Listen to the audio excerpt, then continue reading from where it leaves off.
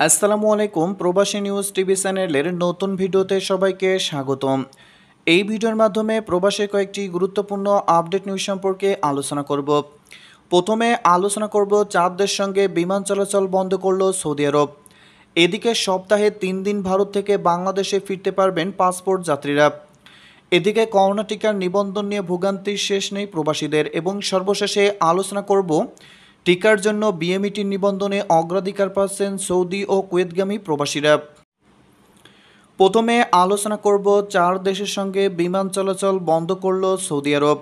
Corona ভাইরাসের সংক্রমণের ঝুঁকি বিবেচনায় সংযুক্ত আরব আমিরাত সহ 4টি দেশের সঙ্গে বিমান চলাচল স্থগিত করেছে সৌদি আরব। আগামী রবিবার থেকে সংযুক্ত আরব আমিরাত, ইথিওপিয়া, ভিয়েতনাম ও আফগানিস্তানের সঙ্গে আকাশপথে যোগাযোগ বন্ধ রাখবে দেশটি।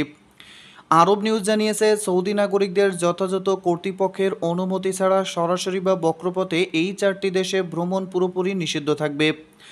তাই আগামী রবিবার থেকে চাঁদের সঙ্গে বিমান চলাচল বন্ধ করল সৌদি আরব।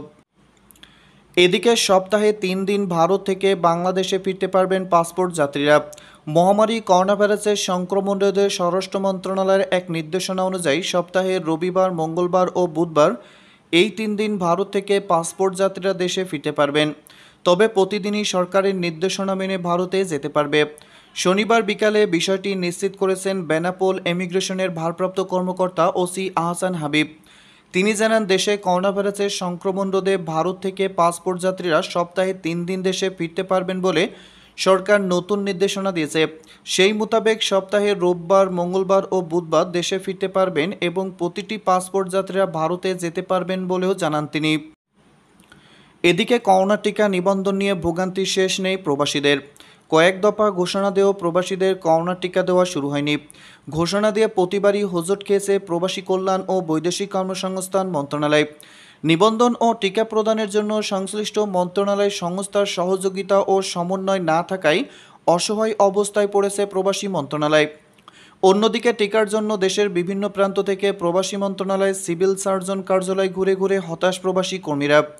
সর্বশেষ বিদেশগামীদের জন্য 2 ধাপে নিবন্ধন করার ঘোষণা দিলেও সার্ভার জটিলতায় প্রথম দিকেই থমকে গেছে উদ্যোগ। জানা গেছে, অনেক দেশই কর্মীদের কর্মস্থলে ফিরতে হোটেল কোয়ারেন্টাইনের শর্ত দিচ্ছে। ফ্লাইটের টিকিটের উচ্চ মূল্যের পাশাপাশি কোয়ারেন্টাইনের এই খরচ প্রবাসীদের বাড়তি বোঝা। অন্যদিকে কোয়ারেন্টাইন খরচ বাবদ কোটি কোটি টাকাও বিদেশে চলে যাচ্ছে। অথচ অনেক দেশই টিকা দেওয়া থাকলেও কোয়ারেন্টাইনের প্রয়োজন পড়ছে না। যে কারণে প্রবাসী কর্মী ও জনশক্তি রপ্তানিকারক প্রতিষ্ঠানগুলোর টিকার জন্য সরকারের কাছে দাবি জানিয়ে আসছে। এদিকে টিকার জন্য বিএমইটি নিবন্ধনে অগ্রাধিকার পাচ্ছেন সৌদি ও কুয়েতগামী প্রবাসীরা। বিদেশগামী কিংবা দেশে ছুটিতে থাকা প্রবাসী কর্মীদের ভ্যাকসিনের জন্য জনশক্তি কর্মসংস্থান ও প্রশিক্ষণ ব্যুরোর বিএমইটি নিবন্ধন শুরু হয়েছে গতকাল শুক্রবার থেকে। শুরুর দিনে সার্ভার জটিলতা থাকলেও আজ শনিবার গিয়ে দেখা যায় প্রবাসী কর্মীরা টিকার জন্য বিএমইটি নিবন্ধন করতে পারছেন। সৌদি আরব ও কুয়েতগামী কর্মীদের ফাইজারের টিকা দিতে অগ্রাধিকার ভিত্তিতে নিবন্ধন চলছে।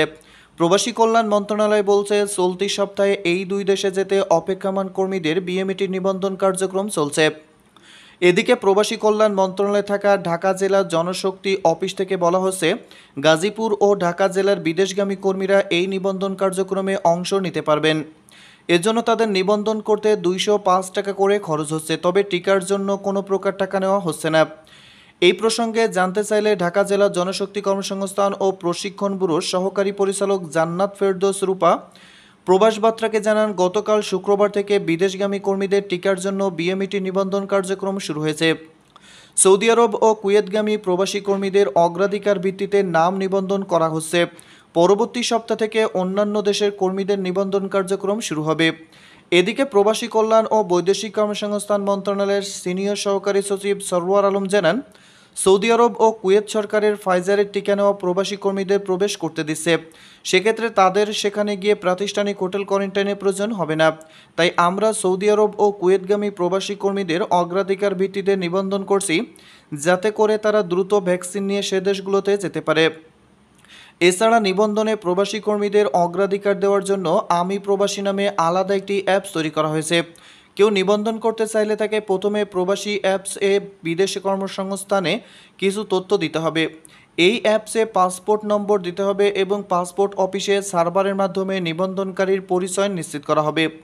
এরপর সেই সুরক্ষা অ্যাপসের নিবন্ধনের জন্য অগ্রাধিকার পাবেন। তবে প্রবাসী কল্যাণ মন্ত্রণালয় বলছে, সুরক্ষা অ্যাপসে রেজিস্ট্রেশনের জন্য প্রবাসী কর্মীদের কয়েকদিন অপেক্ষা করতে হবে। এরপরই মিলবে করোনা ভাইরাসের ভ্যাকসিন। এছাড়া বিদেশগামীদের স্বাস্থ্য ঝুঁকি এড়াতে আমি প্রবাসী অ্যাপসের মাধ্যমে নিবন্ধন করতে বলেছে সরকার।